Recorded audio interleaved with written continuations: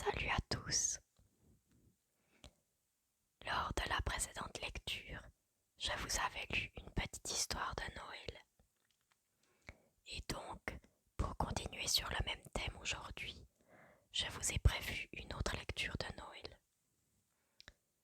Mais ce sera une histoire que vous ne connaissez probablement pas, car c'est une histoire que j'ai tirée d'un journal hebdomadaire distribué par un magasin de grande distribution suisse. Et donc, pour cette année, pendant le mois de décembre, chaque semaine paraît une nouvelle histoire dans ce journal. J'ai tout de suite pensé à garder de côté ces histoires pour vous les lire jusqu'à Noël. Alors j'espère que ça vous plaira et nous allons commencer la lecture de notre première histoire. C'est parti pour découvrir les aventures de Mimi la petite chouette. La première histoire se nomme L'élastique. Génial! S'exclame Mimi en trouvant un élastique alors qu'elle range sa chambre. Voilà qui va me permettre de fabriquer une catapulte pour mon avion, se réjouit-elle à haute voix. Cette trouvaille met immédiatement un terme à ses efforts de rangement.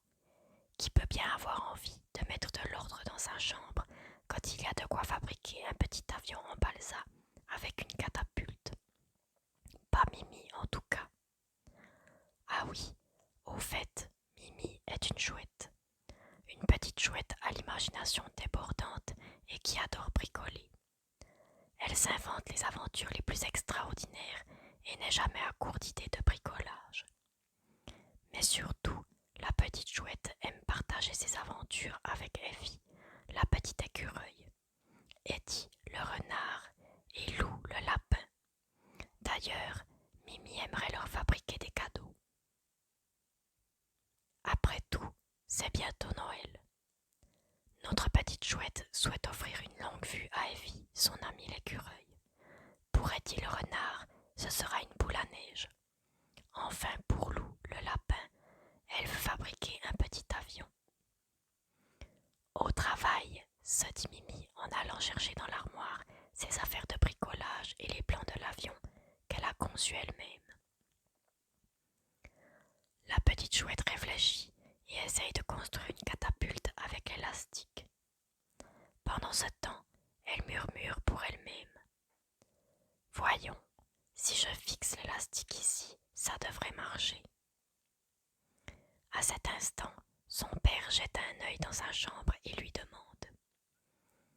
Qu'es-tu en train de construire? Un avion pour Lou, répond Mimi, qui ajoute aussitôt. Je suis en train de me demander comment m'y prendre pour que l'avion s'envole. Je pense que cet élastique pourrait servir de catapulte. Son papa vient s'installer à côté de sa petite chouette préférée. Il adore bricoler avec Mimi et créer de nouveaux objets avec elle. Montre-moi tes plans.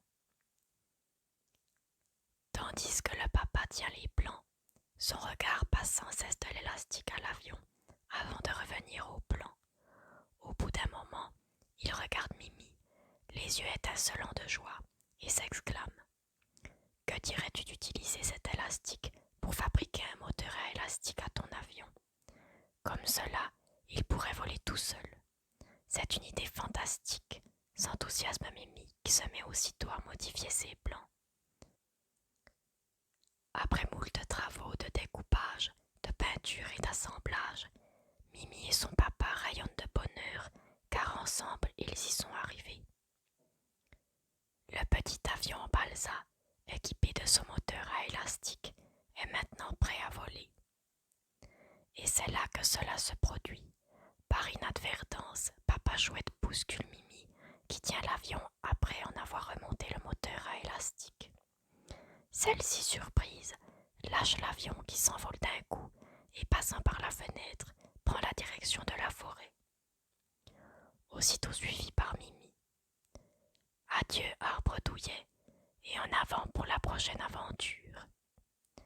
Mais pour connaître cette histoire-là, il faudra attendre la prochaine fois. bientôt.